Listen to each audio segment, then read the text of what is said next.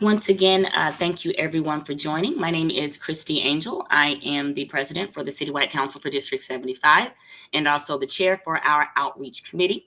This is our first outreach meeting for the year. We wanted to make sure to prepare parents with a lot of different information that you would need. So we do have CIDNY, Anna Humphreys, here with us today to walk us through Accessoride. Now, she will also be here on Thursday for our Lunch and Learn. Hopefully, you guys have food in front of you. You're ready.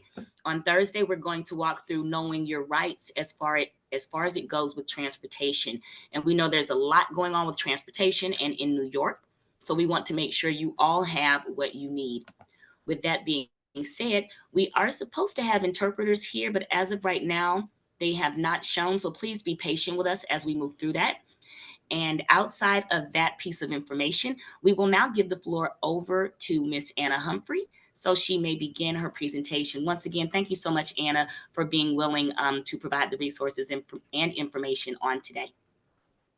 Thanks so much, Christy. You're welcome. Thank you, everyone. Thanks for having me. My name is Anna Humphrey, and I'm here on behalf of the Center for Independence of the Disabled, New York, or CIDNY, and I am their transportation and voting community organizer. So I'm here today just to give you some information about Accessoride, what the program is, the application process, and then I also have a short survey at the end for those of you who may already have experience with the program to share some of your experiences. So we're just going to get right into it. Let me see if it's going to let me change the slide. Sorry, bear with me. There we go. So what we're going to be talking about today. So first of all, I'll talk about what is Accessoride. And then I'll talk a bit about how to apply for the program, the different types of eligibility, and what to do if you are denied the service. So what is Accessoride? So Accessoride is a paratransit door-to-door rideshare service that is provided by the MTA. It operates within the 5 boroughs of New York City, and it also extends into the nearby areas of Nassau and Westchester counties. Trips for Accessoride must be scheduled 24 hours in advance. So, for example, if you have an appointment that's tomorrow at 12 p.m., you would have to book your trip today at 12 p.m. And riders pay the same amount as a subway or a bus fare, which is $2.90 each way, which will be increasing to $3 by the end of the year. And another thing to mention is that on Accessoride, every rider is allowed to have one personal care attendant or a chaperone of any kind, whether it's a parent on the trip with them, and that person will ride for free. It just has to be a designated person that is registered beforehand through the program. So how do you know if you are eligible for Accessoride? So riders must apply and be approved for Accessoride services. So to do that, proof of disability is required. That may include doctor's notes and any other documentation from a medical professional. And you may also provide a personal statement, which could explain why your disability or your child's disability prevents them from riding public transit. And then an assessment is required in person at one of the MTA's assessment centers. So the MTA will send a vehicle and you will ride for free to the closest assessment center to your location. And the assessment itself will include an interview where you just talk about, again, why the nature of your disability makes it difficult for you to use public transit. And then it would also include a physical assessment, which would include simulations of transit-related tasks. So going upstairs, stepping up onto a bus from a platform or a train, or holding the handrails and things of that nature to simulate using public transit, just to measure the person's abilities. So next I'll talk about how you actually apply for the program. So there's a couple of ways to go about the initial inquiry. So you could fill out an inquiry form. I have the link here. It's just aar.mta.info/inquiry. Or if you just wanted to search up like apply for Accessoride and click on the link from the MTA, it will take you right here to this form as well. Or another option is to call the eligibility staff, and they will determine your eligibility. So the number for that is on the screen. It's 877-337-2017. So after that point, after you complete the inquiry, they will mail an application to you. Um, and you'll fill that out. It just has some questions, some personal information about the nature of the person's disability, some information about the closest bus stops or closest subway stations to where you live, locations that you frequent, and things like that. And then you will mail that application back to the MTA. And then the next step is that they will send you a date in the mail for your in person assessment. So after the assessment, which I explained before, you will receive the decision in the mail within 21 days. So 3 weeks from your in person assessment date is when you can expect to receive your decision in the mail. So that decision letter will include what type of eligibility you have been determined for Accessoride. So full eligibility is the first option. So this would mean that the customer is eligible for all Accessoride trips without any restrictions. So anywhere you want to go, door-to-door service, no matter the weather, the circumstances, as long as it's within that Accessoride service area, you can use the service for that trip. The second type of eligibility is conditional. So this means that they will provide Accessoride only when specific conditions apply, and this will be determined based on your physical assessment. So they may determine that you are stairs restricted. So this would mean that you can use Accessoride when the specific trip that you're requesting requires using an inaccessible subway station. So it would require you to go up or down some stairs. In that case, they would send you the Accessoride car. Um, you could also have a condition of extreme temperature, so extreme cold or extreme heat. Um, they determine extreme cold to be 39 degrees Fahrenheit or less, and extreme heat is 90 degrees Fahrenheit or more. Some other conditions are distance. So if they determine that you can't travel more than 3 blocks on your own, um, if your trip is beyond that limit, they will send you Accessoride. Another example is unfamiliar places. So if your disability is cognitive disability or a visual impairment that may cause you to be confused or getting lost in an unfamiliar place, they will send you Accessoride for that trip. And that would just be determined based on it not being an area that you frequent often. And then you can also have a combo of conditions. So if you're also sensitive to extreme temperatures or your stairs restricted, you can have multiple conditions that they will send you a car for. So the last three types of eligibility there are, so there's conditional eligibility. So this is for those who can, or I'm sorry, continual, I misspoke. Continual eligibility is for those who can never use subways or buses due to a permanent or a worsening disability. So for most people who use Accessoride, you will have to recertify every 5 years for the service. Um, and that will include an in-person assessment. However, with continual eligibility, because you have a permanent disability or a disability that's never going to go away or it's worsening, they will allow you to just update your information online or over the phone every 5 years instead of doing that in-person recertification. Next is full temporary eligibility. So this means that you're eligible for all trips for a limited time during a temporary disability. So anywhere you want to go on Accessoride, you can, but it's only for a limited time because you may have a temporary disability. So if you are temporarily injured or you're having a surgery or something like that, that will limit your mobility. They will allow you to use Accessoride just for a certain period of time that would be determined based on recommendations from your doctor, as well as from the assessment.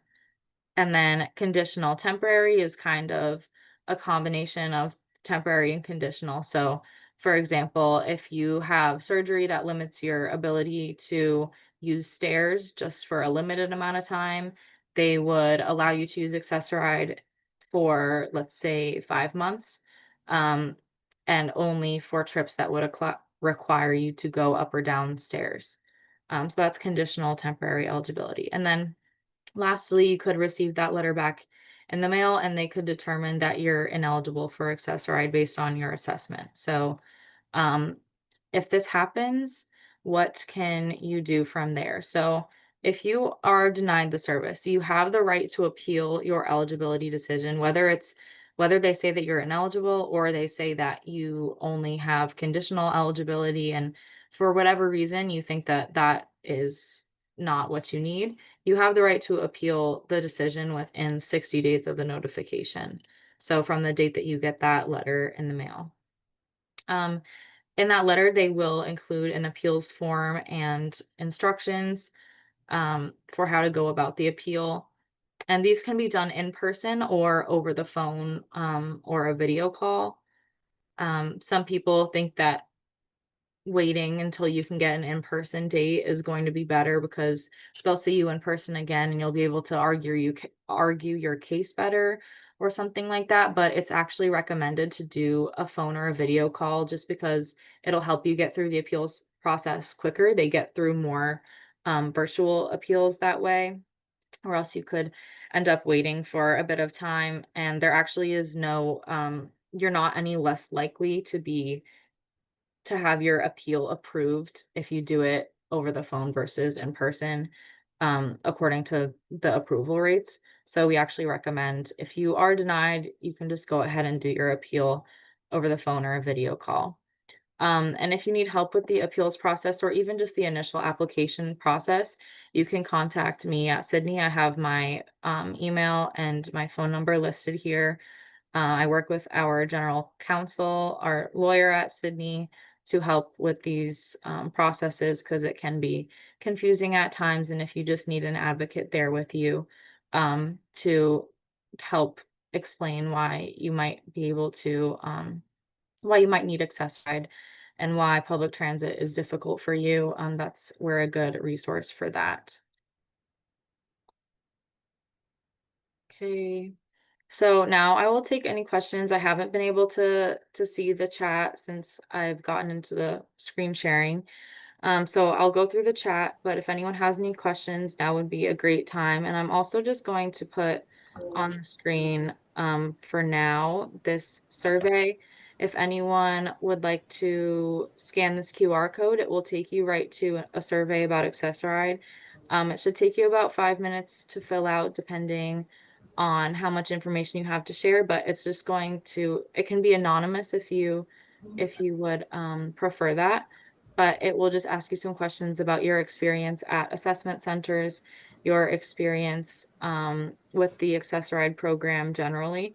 So it would be really helpful for us if you could fill that out just because it helps our advocacy to continue to push the MTA to improve this program. So I will take any questions now if anyone has any. I don't see any in the chat, but I do have a quick question. I know that some people use MAS with medical services to get back and forth for doctor's appointments, and Accessoride I think is a little bit different where you have the bigger buses or the vans, and then now it's moving to possibly Ubers and things of that nature. I've heard families say, how when we go in for our children and we try to get them these different services, and we have to make sure we talk about them on their worst day so people understand what it feels like to move through these spaces. My question would be, for those people who need Accessoride, what do they expect really when they go into the interview? Like, are we supposed to look like it's just like, we really can't do this, it's really this bad? Or like, I think some people feel nervous when they go into the interview because they have to prove something or feel the need to prove something for Accessoride. Would you be able to say anything like surrounding that? Yeah, so I do get a lot of calls from people, like you said, feeling nervous about it because they feel like you said, they need to prove that they have a disability. But what I would say to that is really just explain to them. The biggest part I think is explaining to them in the interview itself. Um, an example of a time that you have attempted to use public transit or your child has attempted to use public transit, and the challenges that you face with that, to explain why it's not a good option for you. The doctor's notes are also really important to have that proof of disability and um, that contribution from your doctor that's showing like that you've treated them for this amount of time. This is what their disability is. This is why it makes it hard for them to use public transit. And that's really what they're looking for. The assessment itself, especially if the person applying uses a mobility aid of any kind, they're not going to obviously like force you to do things that you really can't do. But the assessment, I would say, don't feel nervous about it. Don't feel badly if you think you're like doing too well physically. Um, in terms of the assessment, like you don't have anything really to prove there. The biggest thing, like I said, is those doctor's notes and just evidence that public transit is not a suitable option for you or for the person that's applying. Um, and I will say that it's not always a mobility impairment. I actually did see in the chat somebody asked, do kids with autism qualify? And the answer is yes. So it doesn't have to be someone that you look at and you can just tell that they have a disability. People with invisible disabilities do qualify. People with cognitive or IDD do qualify. We do encounter more of those when we're helping people with appeals, simply because of the fact that I don't think the assessment process is adequate for those types of situations. They don't really assess IDD very well. They don't really understand. They just see, oh, they can walk up the stairs, so they can use public transit, but they're not really fully understanding the nature of the disability that, oh, maybe if this person is in a super crowded place or an unfamiliar place, they may get overwhelmed and just not have a good time on the public transit. It's not an option for them. So that's definitely a case that we get often. But yes, people with autism or other intellectual disabilities of any kind do qualify, and we're a great resource to help make sure that And they get that service. would you suggest that our D75 parents get a letter from their doctor prior to going to the actual meeting? Yes, prior Or to the these? assessment, yes. Mhm. So that's something that's good to send in with your initial application, as well as bring a copy to the assessment. That's really helpful for them to have beforehand, as well as on that day, be able to look it over again. So yes. Okay. Miss Glennie Marte had her hand up for a question. Miss Marte, you may unmute and ask your question. But yes, hi, everyone? I think you got answered it about, I was gonna say my child is autistic and I wanted to know well, actually, what, do I need an application or some sort of form, medical form that the doctor should fill out or just a regular letter that they write? It is just a regular doctor's note. We do suggest that it includes at least the amount of time that the doctor has been treating your child, um, the nature of their disability, and um, why it would make it hard for them to use public transit. Those are the three main things that they're looking for in the doctor's note, but no, there's no like set template. Those are just the things that we've found that they look for. Got it. Thank you so much. You're welcome. I do not see any additional questions in the chat. What was it? Oh, Monique Lindsay. Yes, you have the floor. Yes, good afternoon, everyone. Hope your day is going well. What a great thing to bring to parents. I'm a person who uses myself, I'm an adult, Accessoride for a very long time. I would also suggest that you could have your doctor assist you in filling out the application. Because it may be things on there that you may say, like question yourself, that the doctor would say, no, I think you need to check this off or whatever. I think that I also know a lot of parents who have children that use Accessoride. And I think that one thing that people don't really think of is that, the parent, if they get accepted, can ride free. Because nowadays, the biggest thing that they have is that anyone can be your personal care attendant. And that's something that a lot of people don't realize. And so that person does not pay. And so I will say that a lot of parents that I know, become their child's already their personal care attendant, and they use Accessoride. And I'm going to say, when you go for the assessment, don't be ashamed. Don't be, some people are so reluctant to be able to tell it the way it is.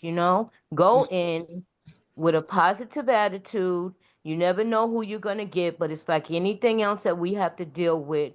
You just have to go in. I would also, if I have a child, I would bring my child with me. I really would. Because we know, sometimes anything can trigger a child to not be at their best. But even if they are at the best, you giving their story through the application and what you have to say is definitely beneficial. And I love the fact that she brought up that, not every disability is visual, and I'm talking now that you already got Accessoride. Just remember also the drivers sometimes don't have a lot of knowledge about all types of disabilities. I have been in where my disability is apparent, but I've been in rides where some people don't have a parent.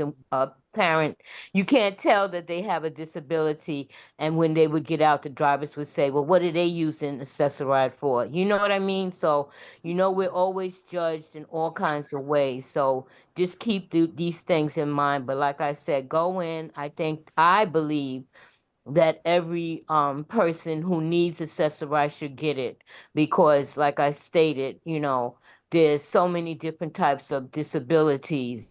Sometimes getting on a train and the sound may trigger something. Sometimes it's visual, getting on a bus and people are staring at you, for instance, may trigger something. So the Accessoride is another alternative. Thank you. Thank you too for bringing that up, Monique. It's really important to hear from other people when we're going through these processes, because sometimes it could be a little bit overwhelming, or you might be a little bit hesitant. So hearing from other parents always does make it a little great.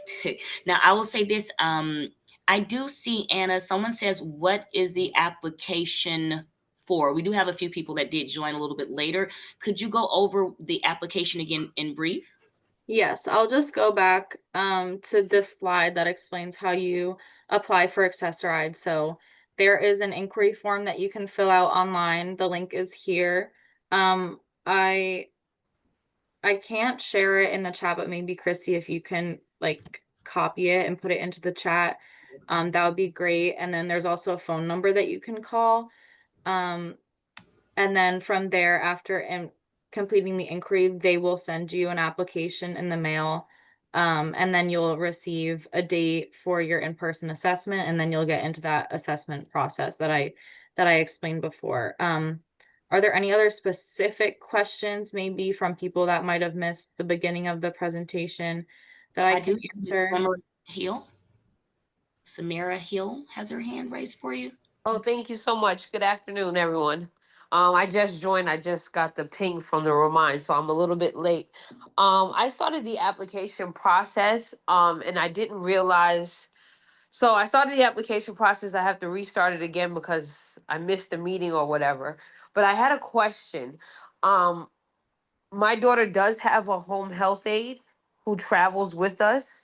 So I know there's a companion that's free, but what is the additional charge for an additional person? So say there's me, my child, and the home health aide. What is the additional charge?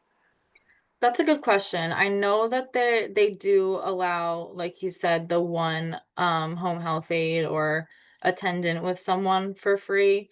I don't know. I would assume that if they do allow another person on the trip as well, it would be another $290. That would be my guess, but I think If you called Access-a-Ride about eligibility at this number on the screen right here, the 877 number, I think they could answer that question for you better. Yeah, I haven't had that come up before, but that's a really great question, especially for parents. But yeah, I'm sorry, I don't have the I answer would to just that. like to interject and say that that usually they make the third person have to pay the regular price. But I would also say that that would be something good to bring up to Access-a-Ride. And I also know someone who works with Access-a-Ride very intently, and I will bring it up to her. But I think that parents should be allowed to ride free regardless of if the child has a aid or not, you know. So that's something that can be brought up. But other than that, they will make you have to pay along with the child. Thank you. Can I just Thank Yeah, you ask, so agreed. much. I'm ignorant. What is the amount that people pay? Is it the 290 that you would pay on the subway, or is there a different amount? Yes, it's 290.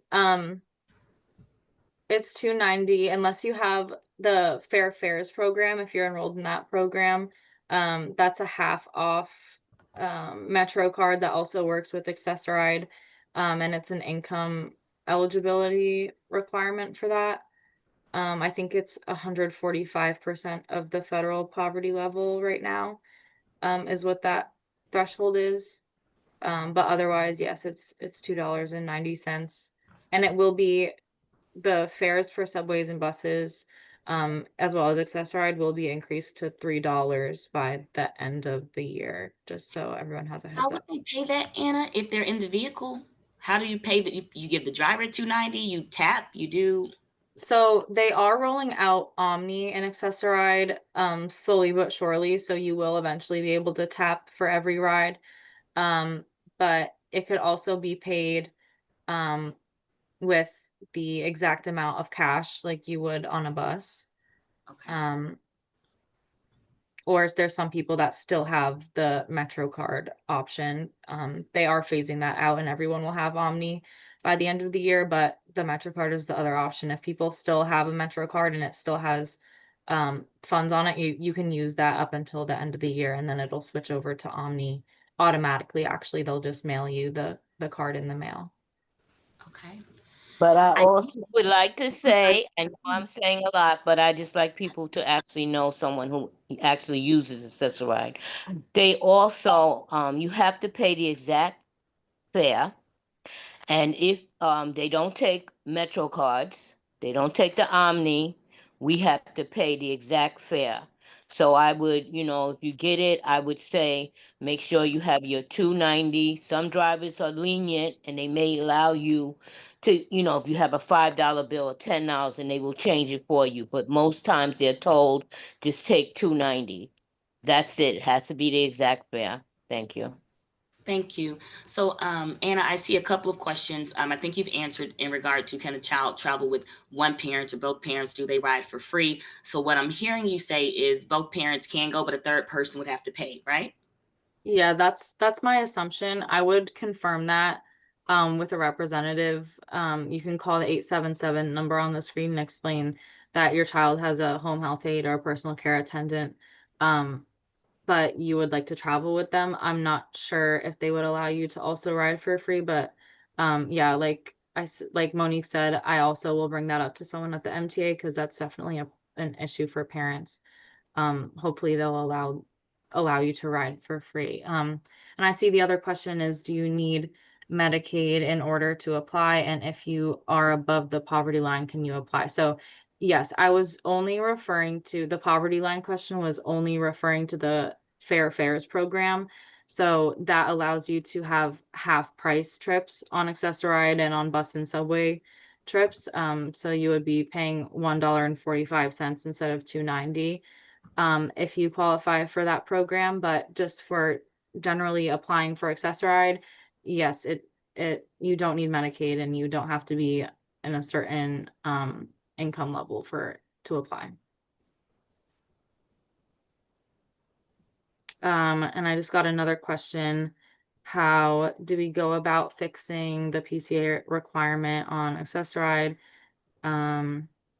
approved for accessoride but cannot travel alone despite there was no PCA added despite submitting a doctor's letter. So I would say if you want to reach out to me directly about individual concerns, we can address that. I'll put my contact information back on the screen. If you, and that goes for anyone, if you have any issues with your individual child in their accessoride case, this person was saying that they didn't get their PCA added to ride for free, although they submitted that doctor's letter. If anyone has any issues or anything like that, related to their accessoride, file, please reach out to me and we can help with that. Ms. Patel or Mr. Patel, did you want to come off of mute to ask the question? Does everyone need that? I'm not sure what that is that you're referring to. So my question was, do everybody need an accessoride or no? You do not need to use accessoride. If you have a car, or if your child or you is comfortable with using the bus or the subway, those are good options for some people, but for others, accessoride is a better option. The fare is the same amount. The only difference I would say, the downside of accessoride is that, like I said, you have to book your trips 24 hours in advance. So it's a good option for some people. And you can also feel free to use that just as like a supplemental, another option. If you prefer to use the subway or the bus at other times and then use accessoride just for certain trips, that's definitely doable. I hope that answers Okay, your so question. I have one more question. Sure. So if say for example, if we use accessoride, right? Do we have to do we have to pay for it or? Yes, so it's $2.90 for each trip, just like a subway and a bus fare would be. Okay, so it's the same thing as bus fare and so. Okay, thank you. You're welcome.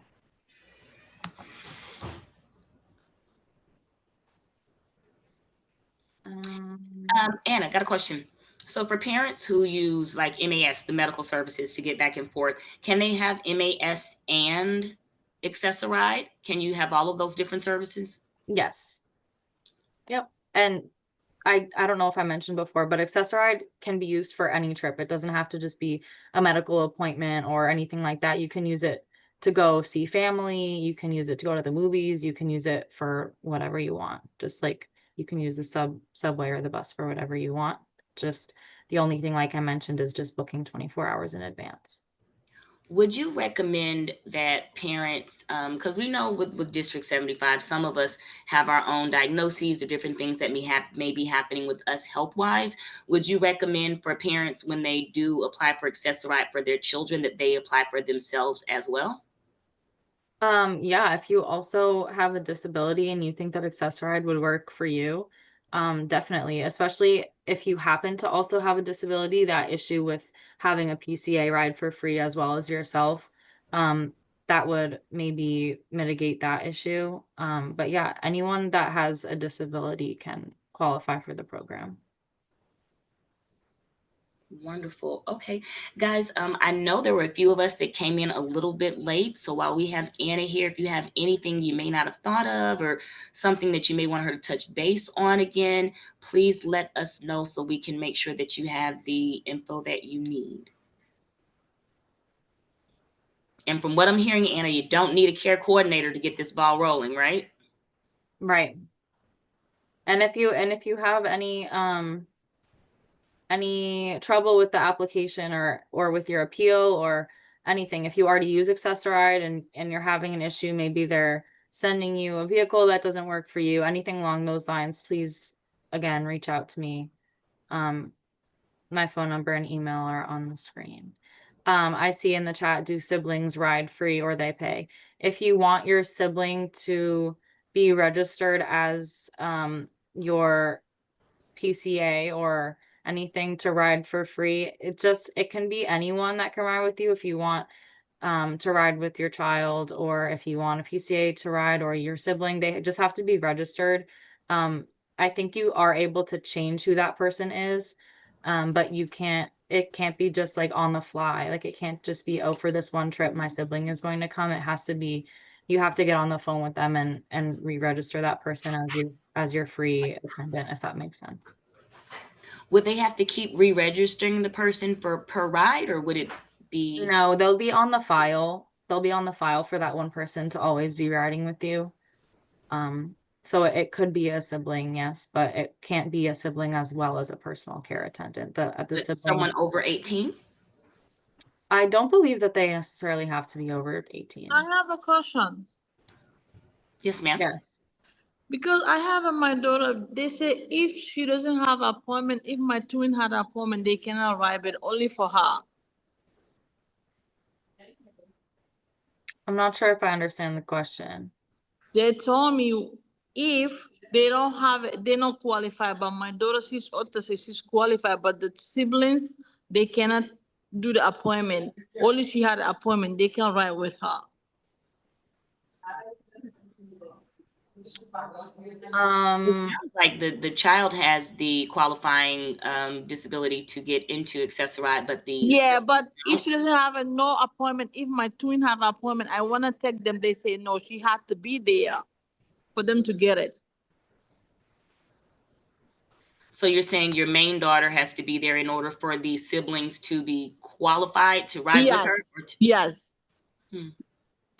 Yeah, so I'm not sure if I'm answering the question correctly, but the person who qualifies for the Access-a-Ride service has to be there for another person to ride. You can't like take someone else's Access-a-Ride ID and use it for that trip. The person that qualified for the program, the person with the disability, has to be there for every trip. Okay, that's what they said. I got you. Thank you. Okay, you're welcome.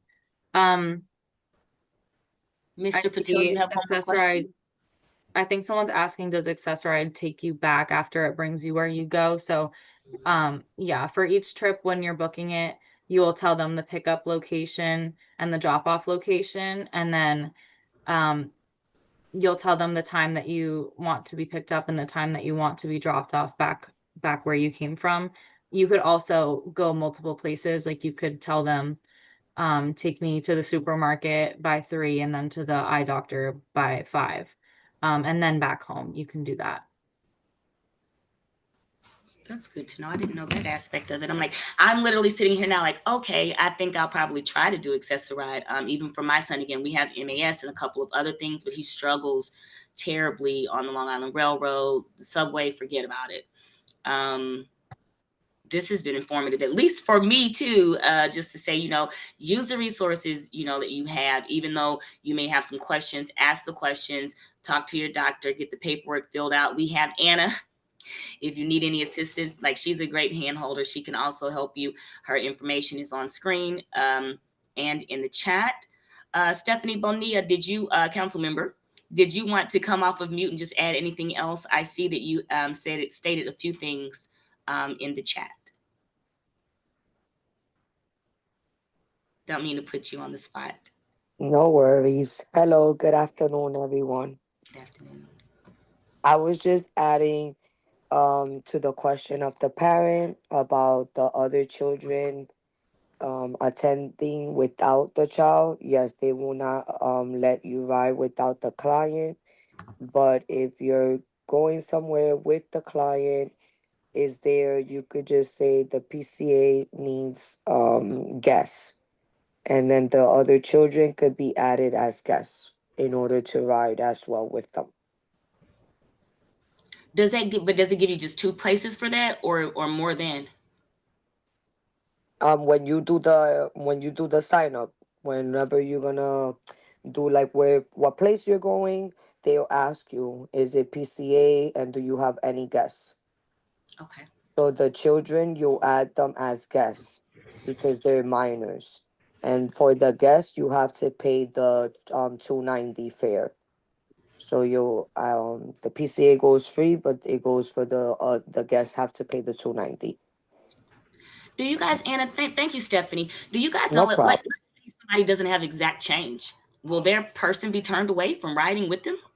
No, Usually they'll have change, or if they don't have the 10 cents, they'll just give you the dollar. They'll give you the $2. Okay. Okay. Anna, I see someone says, how far does Accessoride go in the city? So Accessoride operates within the 5 boroughs of New York City and also a little ways into Nassau and Westchester counties. So essentially it's within 3/4 of a mile of every subway and bus route. That's wonderful. Thank you.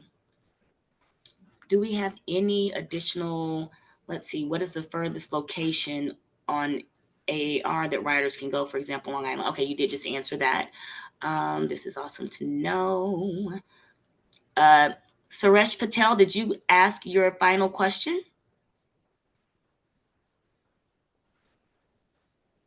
Is he or she still with us?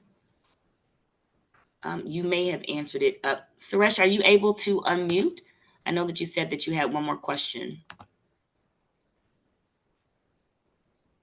Oh, he says, thank you for letting us know. So maybe the question just got answered. Okay.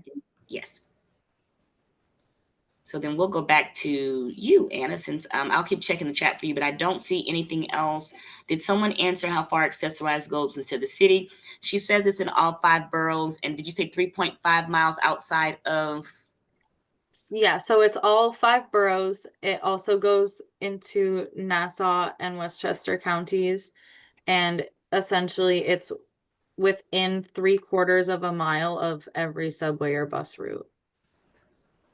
Okay, 3/4 of a mile is very different. So 3/4 of a mile within the subway and or bus route. That's still very, very accommodating. I see. I see Denise says she has a question. Go ahead. Yes, hello, hi, good afternoon. I just wanted to know, how long does it take to, I guess, like get approved? Like how long is the process? So I'm not sure exactly. It changes. Accessoride will get kind of backed up at times, and they'll be having a lot of people applying at once, so they'll get backed up. So I'm not sure what the current rate is for how quickly you can get approved. But I do know that it takes 3 weeks from after your assessment date to get your results back. 3 weeks is like the max. But to get your assessment, it could take from like 2 weeks to a month is what I've been seeing on average. So unfortunately, it is a bit of a process, but it can give or take. It could be a little bit less or a little bit more than that, just depending on the amount of applications that they're getting in. Okay, thank you. That's not bad. I'm thinking that it takes months, almost a year. Yeah, it shouldn't be more than 2 months, I would say. Oh, thank you very much. You're welcome. Which means people should start applying now. Yes. So you're getting ready for the new year and the holidays and anything else you need, because, you know, realistically, fiscally for us, it takes a lot for us to get around and things. So as we have these supports, we definitely should be diving into them now. I see that there was one more question. Mr. Patel, you wanted to unmute? Yeah, so my other question was, I'm not, I forgot what question was. I think my question got answered by one of them, I think. I'm not sure. So at the moment, I'm good. Thank you. All righty. Does anyone else, I don't see any other hands raised. Does anyone else have any questions, or did we bypass any questions accidentally? I think we're locked in for when we go to the actual assessment with the children, the cost, the rides. Miss Monique Lindsay gave us a lot of great information outside of Anna. Anna, do you have anything that we might be missing or needing to tie a bow on?